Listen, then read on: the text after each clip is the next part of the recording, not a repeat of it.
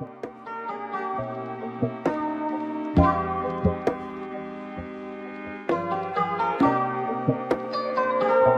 guys, I'm going to go ahead and install OpenMediaVault 6 on a Raspberry Pi 4 with 4 gig, and I'm doing this on macOS Sonoma, as you can see right here, which is the newest version of macOS. I literally updated it last night, and I'm also on an ARM processor. So we are doing it on M1. I'm assuming it would work on any other processor, M1, M2, M3. And we're going to go ahead and do it really easily. We're just going to go to our browser, and we just need to go ahead and download Raspberry Pi Imager. And you can just grab their basic one. Super duper easy install, and I'm downloading for macOS. Download it and just drag it into your applications folder. I've already done that, so I'm not going to do it again. But I'm going to open up that application. It's called Raspberry Pi Imager. So I got open it. Super duper easy. We're going to choose a device. I'm on the Raspberry Pi 4. We're going to choose the OS. If you're doing OpenMediaVault and you're trying to make this work on Raspberry Pi, you need to get a version of Debian that is not with an OS environment or with a desktop environment. So you have to get it with the light version. And OpenMediaVault also only works on Bullseye and Buster, and below that if you get older versions, but this version only works on Bullseye and Buster. They haven't updated it to a point where you can do it on Bookworm. So we will be downloading Bullseye Debian Bullseye 64-bit Lite on the Raspberry Pi. Grab that, choose the storage device. This is where you're going to go ahead and plug in your little micro SD card, and I've just called mine Pi. It'll come up. There it is. Grab it. It'll be formatted as anything that your macOS can read, and it'll do the rest. Say next. Go ahead and edit your settings. I'm going to change my username and password to my name and this password that I like. Change your host name to something you'll remember, because that's how you're going to SSH into it later. I'm going to change since it's Wi-Fi enabled, it will be able to jump onto the Wi-Fi right after you boot it up the first time. So we're going to put in our Wi-Fi credentials.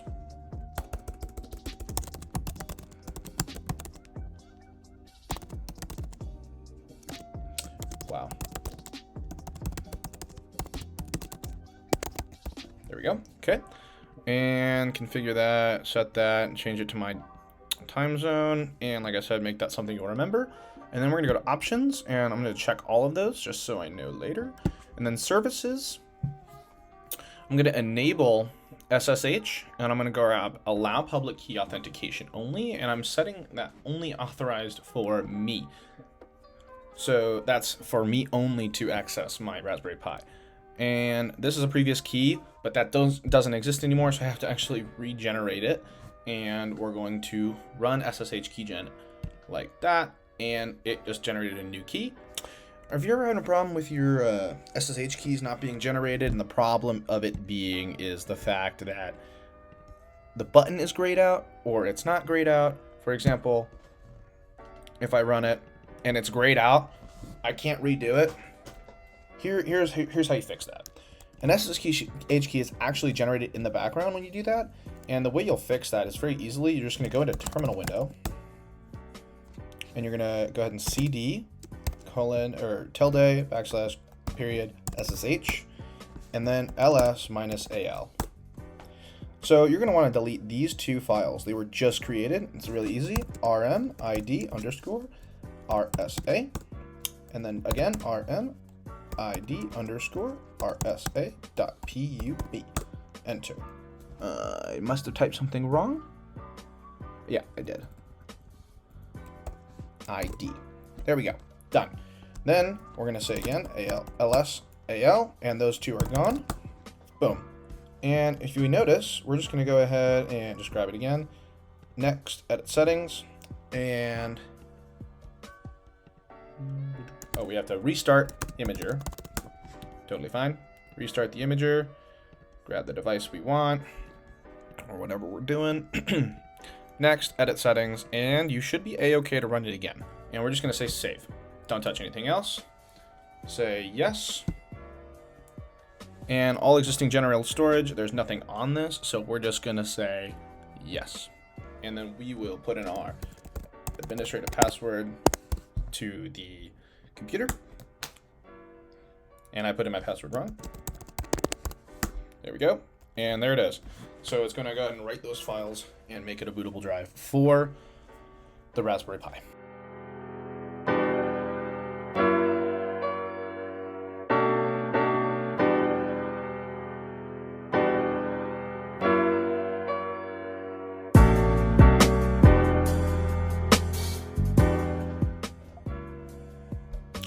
All right, there it is. It is done now. We're just going to say continue.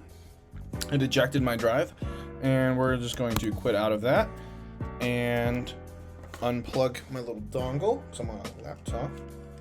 I'm going to unplug the micro SD card, and we're going to plug it directly into the Raspberry Pi and just plug it into a USB-C power device. One thing to note is you don't want a power device that is 5 volts. This runs on 5 volts, but we don't want one that's 1 amp or 1.5 amp.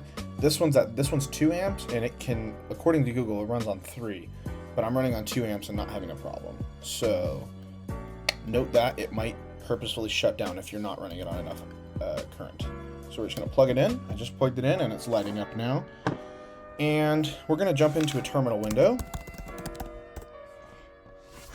And one thing to note is we're going to try and ping our Raspberry Pi just to see if it's on the network.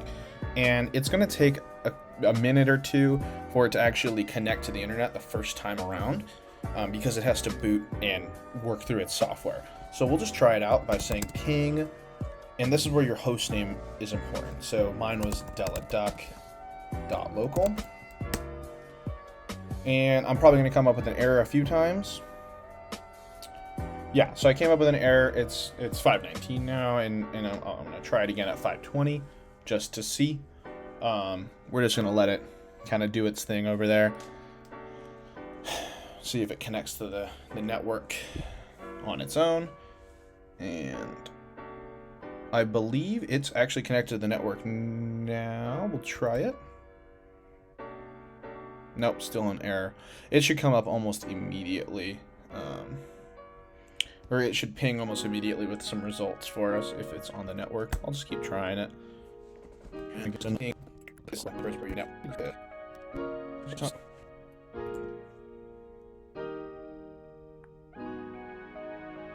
There it is. So ping results, it has the IP address, and it's grabbing and sending packages back and forth.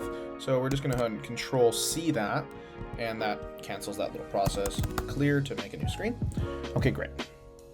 So now we're ready to actually SSH into our device by doing SSH deladuck.local. It's that simple.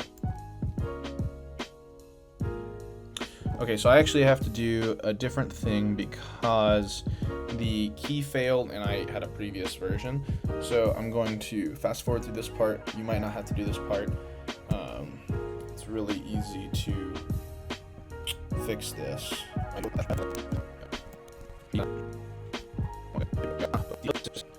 So, we're going to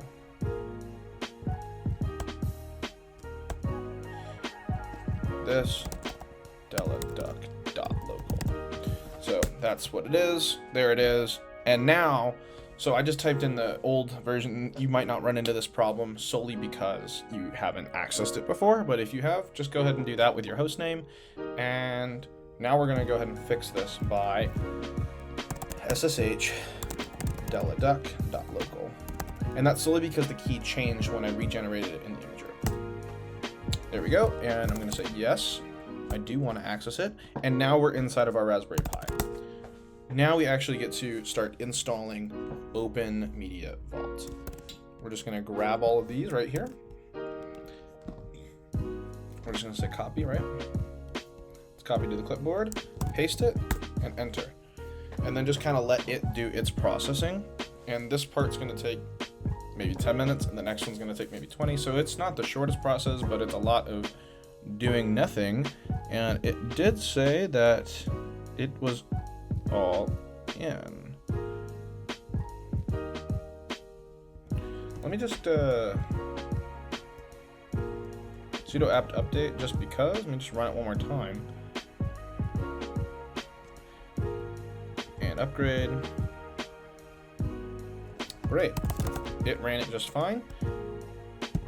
We're going to go ahead and grab this one now, which is actually for the OpenMediaVault installer. Paste that in, run it, and this one's going to take a little bit more time.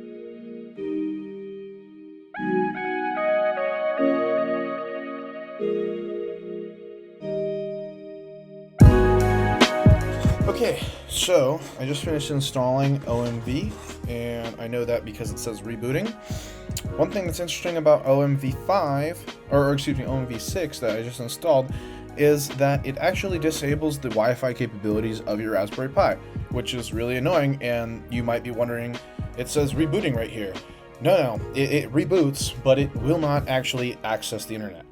So, in order to remedy that and kind of get that Wi-Fi capability back, you actually have to, you can't SSH into it at all. It's not possible because it's not on the internet. So you have to, or on the network, so you have to somehow attach it to your network, whether that be your router. And I'm just gonna, since I'm on a laptop, I'm gonna connect it directly to my laptop over Ethernet. So I have a dongle with my network stuff with an Ethernet cable, and I'm just going to plug it into the Ethernet port on my Raspberry Pi. There it is. And I'm plugging it into my dongle, and I'm going to go into my settings, my system settings, and I'm going to go into sharing, and go to internet sharing, click the little I, and turn on all of the options, just to ensure that it's going to work. Click done, and plug in your Ethernet cable. You have to do it in this order, otherwise it doesn't recognize it for some reason, at least on my computer. Plug it in, and then say internet sharing, and then say turn on. And a little light should happen on your Ethernet cable ports. Then give it a second, and we are going to say clear on this, and we're going to try and ping DelaDuck again.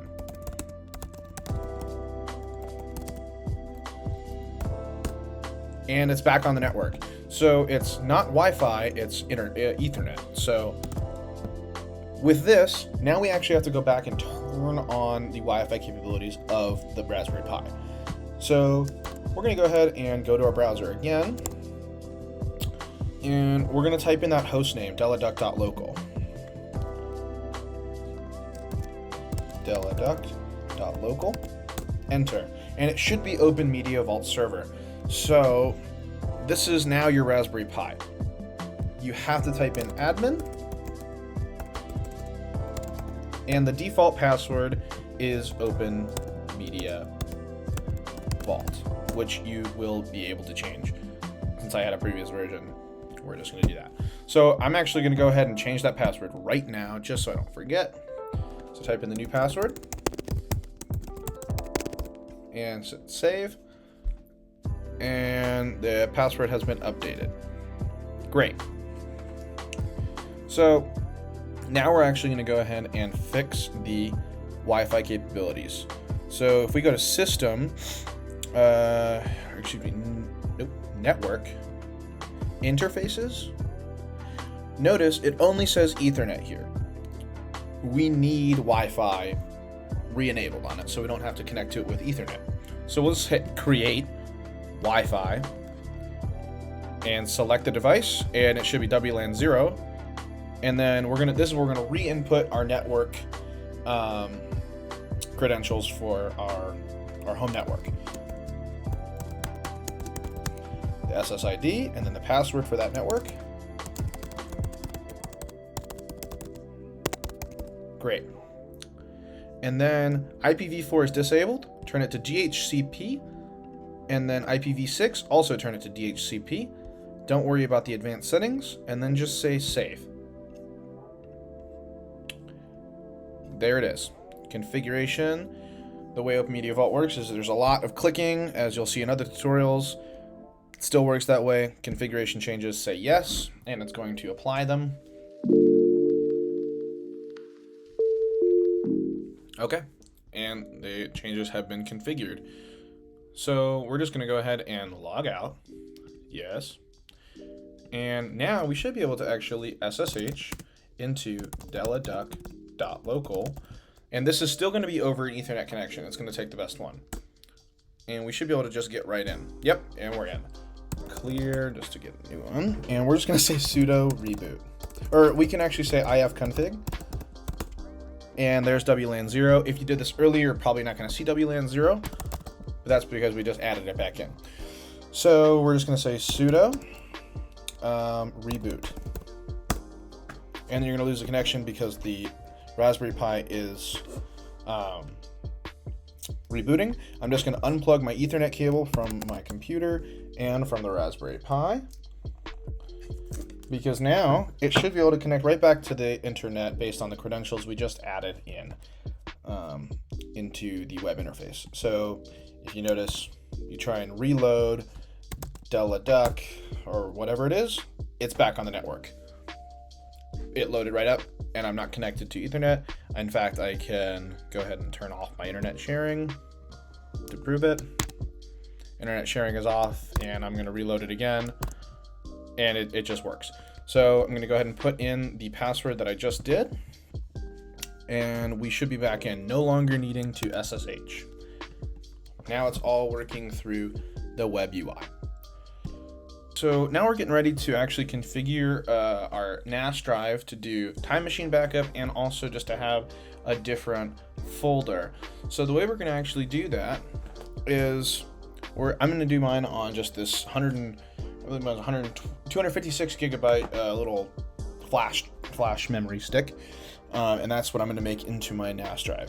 So some weird things with the storage system here. If I just plug directly in and try to use the WebUI to format the disks, it likes to break. At least that's on my machine. So I try to do as much outside of OpenMediaVault as possible, and I find that that ends up working a lot better and more stably and more reliably. So in order to do that, I'm actually just going to go ahead and close or minimize that, and I'm going to plug in my flash drive, my flash memory stick, and I have it named Scrooge or whatever. I'm going to make this, because I'm doing this where part of it is going to be a TimeMachine backup and the other part is going to be just a media center. So I'm going to go ahead and go to disk utility. Command 2 should bring up the overall arching partition map. So we are going to go ahead and say, for this, we're going to partition it. And for Scrooge, I am going to be doing there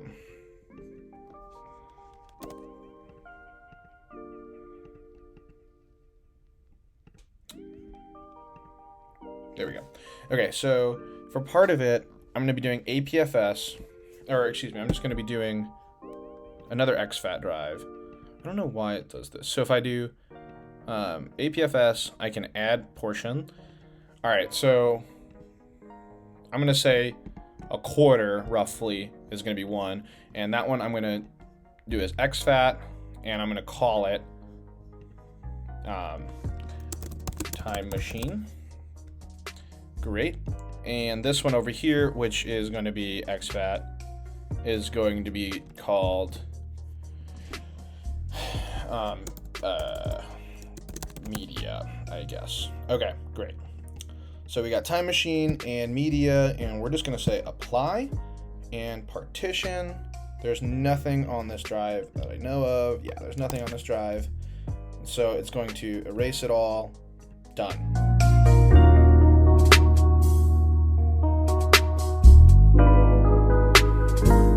Great. The operation was successful, and now I have a TimeMachine, which apparently I couldn't spell.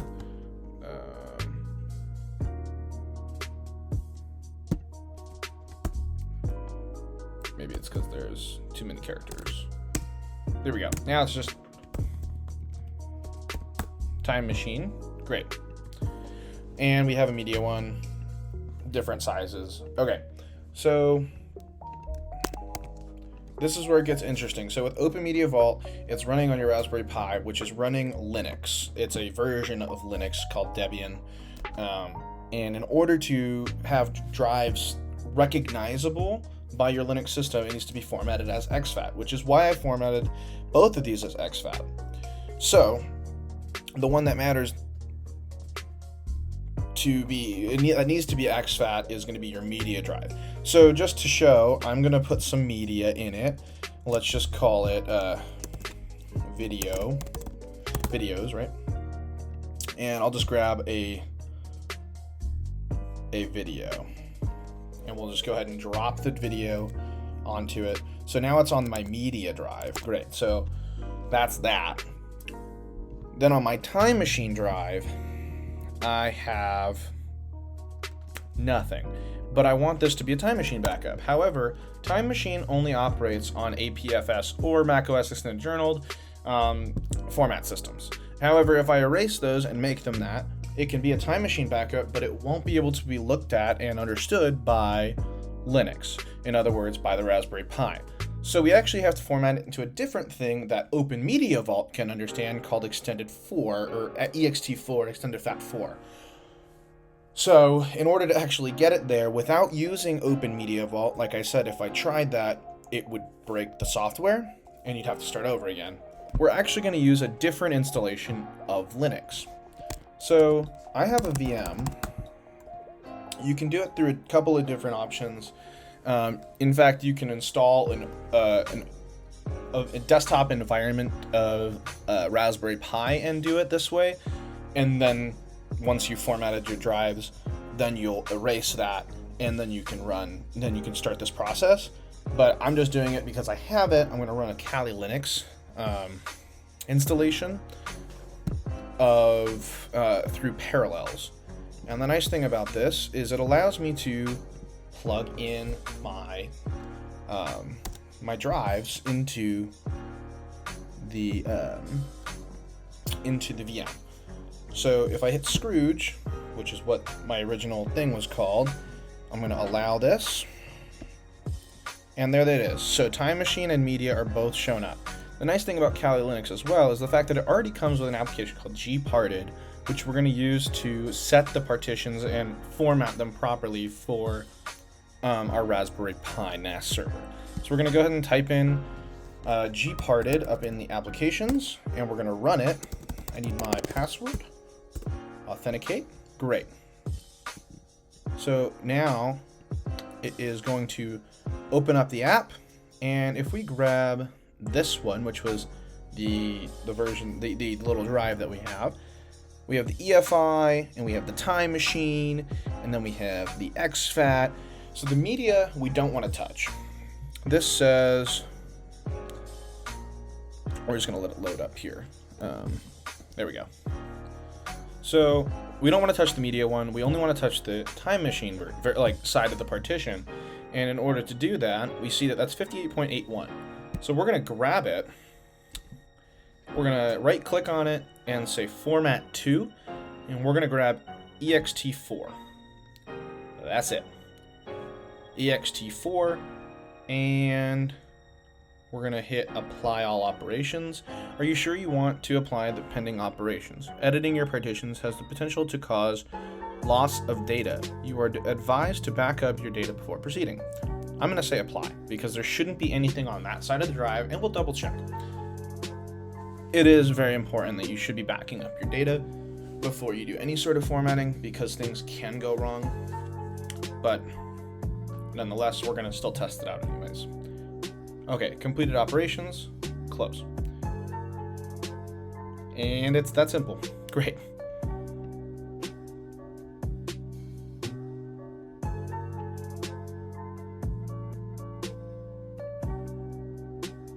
And I think we are done. So we're just going to go ahead and close gparted. And we are going to eject that from the VM. Close Parallels. So you'll notice that your TimeMachine isn't being mounted here, and that's solely because it's formatted in such a way that macOS doesn't understand. It doesn't understand ext4, but Linux will. But it does understand the media, so we can double check this, and notice videos is not touched. It'll still run everything. It's not touched. There's nothing wrong with it. we will just go ahead and eject that. And now we can go ahead and unplug our drive. And we'll do that with any size hard drive that you want, doesn't matter. It all works the same. So this is the chance where you get to plug in your drive. So we're going to reopen DelaDuck or your OpenMediaVault server, and we're just going to go ahead and say shut down. Confirm yes, because you don't want to plug in any drives before you have nothing running on your server. My Pi shut down, and what we're going to do is we're just going to plug in that whatever drive you just formatted through Linux or whatever operating system that you have. You're going to then plug that into your Raspberry Pi without any power plugged in. So I plugged that in, and now I'm going to plug my power cord into my Raspberry Pi. And because it has this new thing plugged into it, it's going to be one of those times where it's going to take another X amount of time. So we're going to go ahead and close that tab out, and we're just going to get it ready by opening DelaDuck. It's probably going to take some time, but it just needs to be able to recognize the drive and be able to use it. So we're just going to have that requesting. Oh, and it's open. Great. It understood it, and it's back on the network. We're just going to log right back in to OpenMediaVault. And here we go. We are about to go find out to see if the disk is actually there. So we go to storage, disks, and boom, it sees our drive. Right there. That's what we want. That's what we wanted to see. So this is the partition that, or this is the little micro SD card that has the operating system. We don't need anything to do with that. But this is actually our external drive. So what we're going to do is we have to create a file system that talks to that drive. So in order to do that, we just go down to File Systems, and then we are going to say Mount an existing file system. And with this, we're actually going to grab the exFAT version. So the exFAT version, and see, there's an ext4 and an exFAT and a vFAT. Don't touch the vFAT. That's going to be what is inside of your little, that's what creates the partition. But we want the exFAT version first, just because that's our media one. And we just grab it and say save. And then we're also going to mount another one, which is to say the same thing. Don't worry about that pending configuration changes yet. We'll do that in a second. Grab the other one, which is the 58, which is going to be our TimeMachine one, which is ext4. Hit save. Great. Now we're going to save the configuration changes.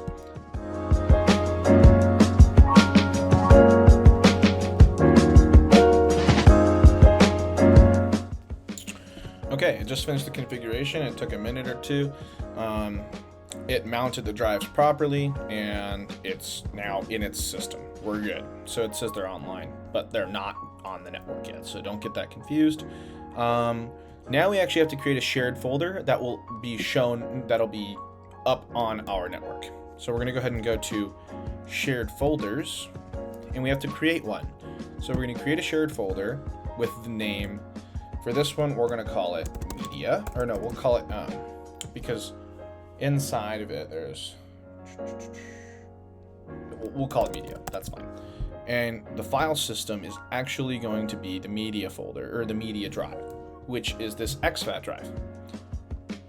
There it is. And I'm just going to change the access to, the first one that says no access. We want administrator, read write, and the users read write, but anyone else, we don't want them to be able to see it. So we'll just say no access for that part. Great. Hit save. Let it do its thing.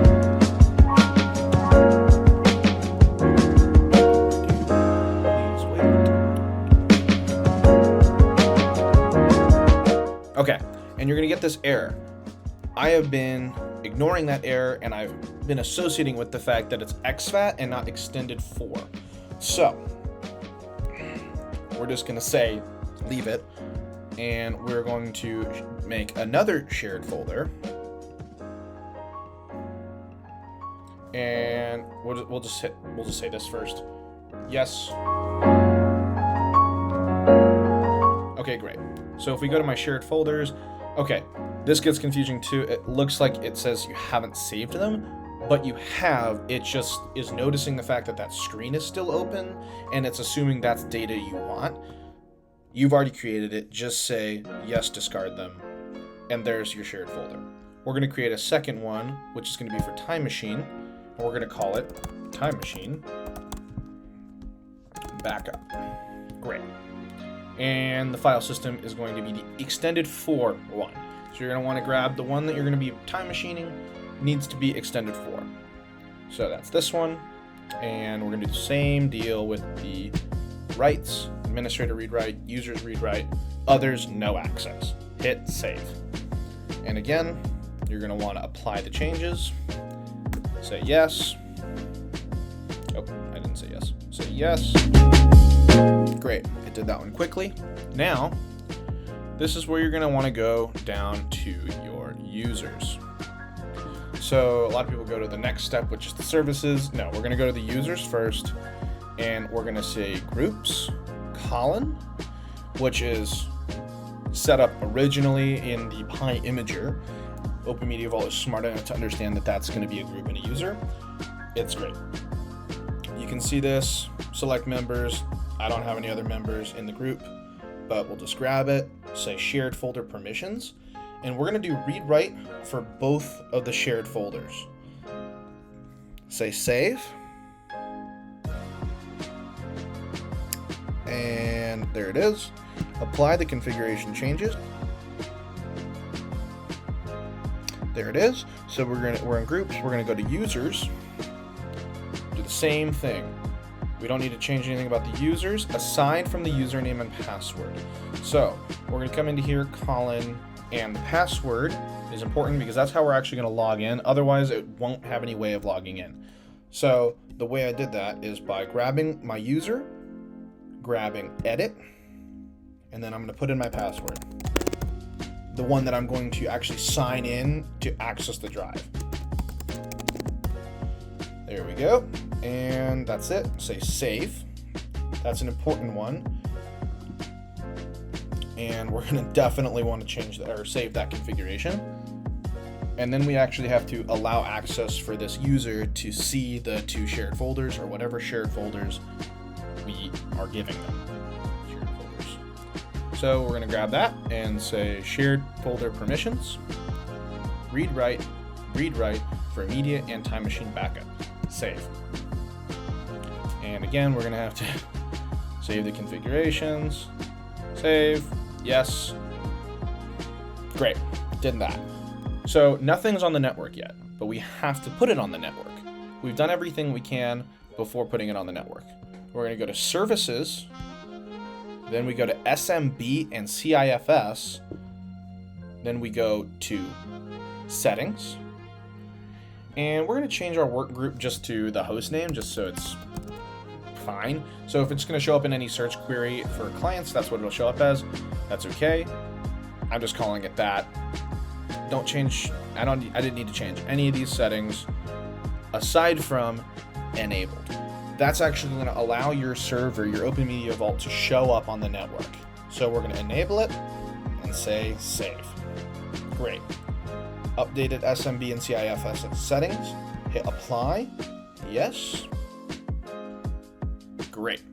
So it just did that and it applied them. Next thing we have to do is the same thing in SMB CIFS settings, or in CIFS under services, go to shares. There's nothing there yet. So your server is on the network. However, no shared folders are there. So you can't actually access anything on it until you allow them to be seen on the network. So we're going to go ahead and add a share. It's under shares. Add a share. This is already enabled. That's totally fine. This is how you would disable that folder and save it if you wanted that folder to be turned off, but we want it enabled. So we're going to grab our media folder. Just like that. It's that easy. And this media folder is exFAT, not ext4. So we can't do Time Machine with this one. But media folder, and it'll allow you to, but it won't do anything. It won't work and it won't show up the way you want it to. It won't be able to, it'll give you an error saying you don't have the right administrative permissions or something along those lines. And that's solely because of the format of the drive. If you change the format to ext4, your Time Machine will work. And if you formatted it to, for example, MS-DOS FAT32, your Time Machine on macOS will have the right permissions, but it actually won't be able to create the disk image file that is required to do a Time Machine backup. The only way to get it to work is by formatting it through a different Linux or formatting it through something that can format your drive as ext4, then it will work 100%. So anyways, I've turned on my shared folder for media, and that's all I need to change for it. And I just say save. It's that easy. And we're gonna actually go in and create the second one before we apply it. So we're just gonna create another one, and this one is gonna be my Time Machine backup. So now we are gonna go ahead and say Time Machine support, just to enable the Time Machine support on macOS for this shit. So click that and save. Now we're gonna go ahead and apply those changes. As you can see, we have all those. And show details, it needs to just do those things, that's fine. Yes. Great. That should be it. We're just gonna double check on our storage side that our file systems are still online, and they are. So we should be good. We're just gonna go ahead and jump into our Finder, Network. Oh, and there it is. We see DelaDuck, Connect As. Okay, great. It's trying to connect as something. So the name that comes up is Colin. If you have a different user, go ahead and type a different one. Or whatever comes up, type it the way it's supposed to be. And I'm gonna type in the password I created for me as a user. And I should be allowed in. Great. So I can see my media and I can see my Time Machine. They both mounted just fine onto my desktop. Great. So there's nothing in my media server and there's nothing in my Time Machine. But you're thinking, wait, you put a video on your media. Right. We can't access that until we will fix that. We can't access that because it's not with those files, that video that I put in there was not inside of this media folder that we just created. Okay. So in order to fix that, we very simply need to turn everything off. Before I do that, I'm going to set up the Time Machine just so I can show that it works. And the way you're going to do that is go up here, open Time Machine Settings. Great. And this is an older one. I'm just going to say Add New. And boom, there it is. It says Time Machine Support, and it says this one. We want the Time Machine Backup. Setup disk. Same exact thing, because it's the same user. I don't want to encrypt this backup just because it'll be faster. And disk usage limit, none. Great, done. Okay, it's waiting to start the backup. I'm just going to force it right now. Backup now. And you'll see that it'll actually start to back up. That way you'll know, and it ensures that you actually have the ability to back up your stuff to this storage device. Great. And it's calculating it. This is the amount it's doing. As you can see, it is backing up. It's doing exactly what it's supposed to do, and it's going to be limited based on your network speed and the drive speed. That's what it is. If you are connected directly to Ethernet, it'll probably be faster, but right now it's just all doing it over Wi-Fi, so it's completely wireless. Anyways, that's how it is, and that's how you know Time Machine's working. I'm just going to stop it. Great. Now I'm just going to go ahead and go into my Finder window and disconnect. So if I disconnect from them, that's probably going to have a hard time doing that because things are happening. Maybe if I eject this.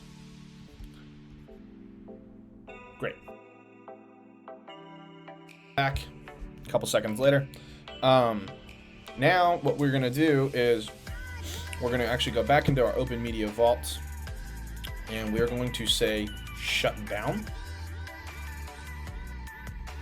Confirm, yes. Great.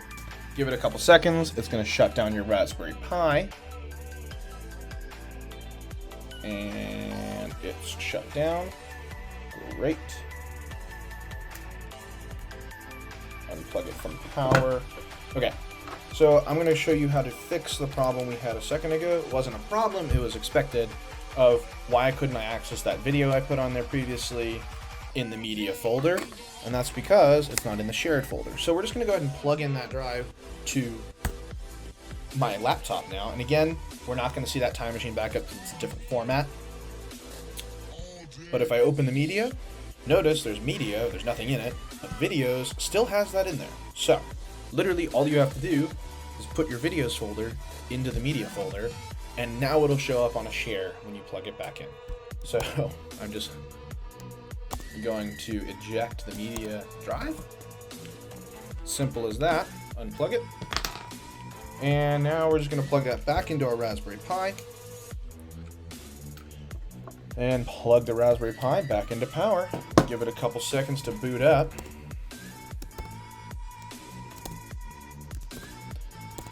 Open up Duck again. Wait for it to come back onto the network.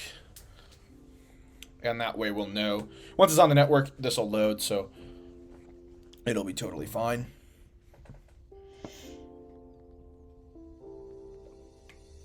There it is. So it's back on the network. We can close that out. We can close that out. Go back into Finder, Network, Duck, Connect As.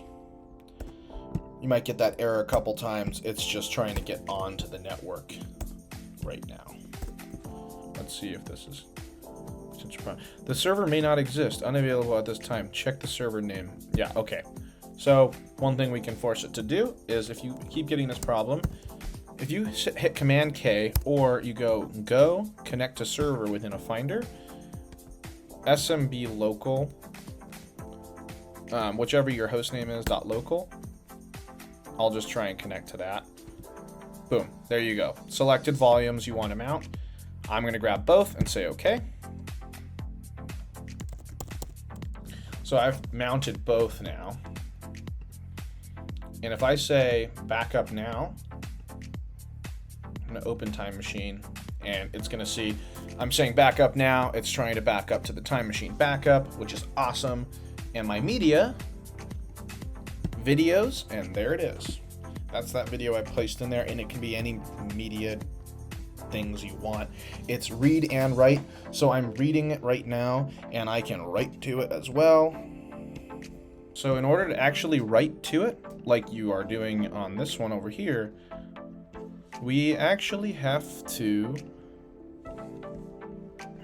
we would have to reformat that side of the drive and make it into ext4. So one thing to note about the fact that we just set up a media folder and we also set up our TimeMachine Backup is the fact that our TimeMachine Backup is obviously read and write available, and that's because we set it up as ext4 and it's TimeMachine. It's supposed to be able to emulate what a macOS TimeMachine Backup drive is supposed to do.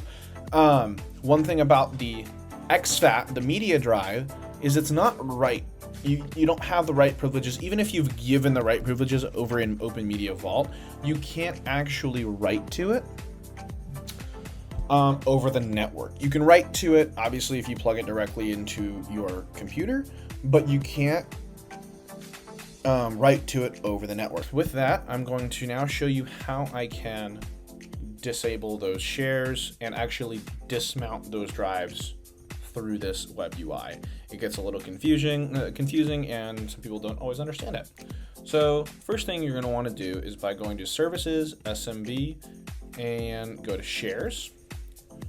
We are just going to grab one of the shares. We're going to delete it, say yes. Grab the other one. I'm going to delete it just so I can do both right now. Say yes, and save those configurations.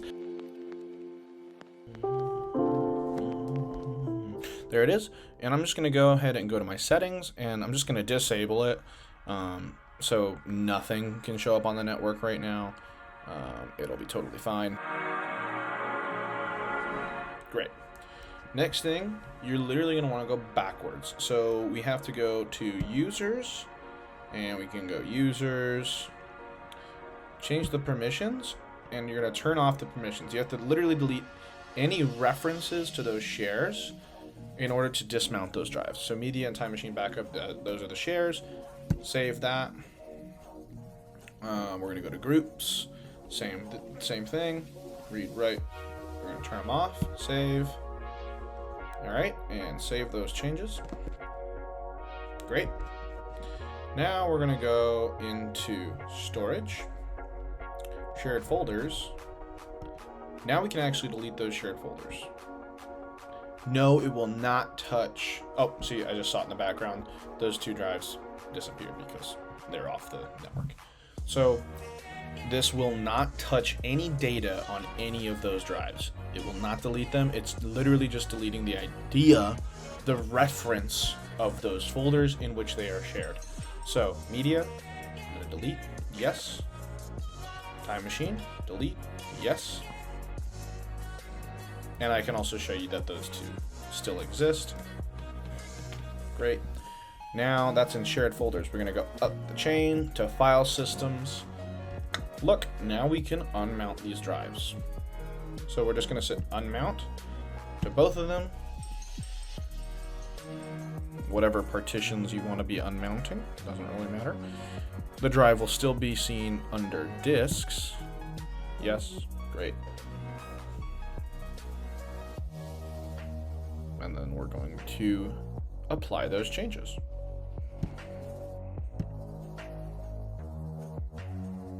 Great. Now that you successfully unmounted those drives, you'll see it under disks. There's that one disk. Great. And you're safe to shut down your Raspberry Pi. So I'm just going to shut it down. Yes.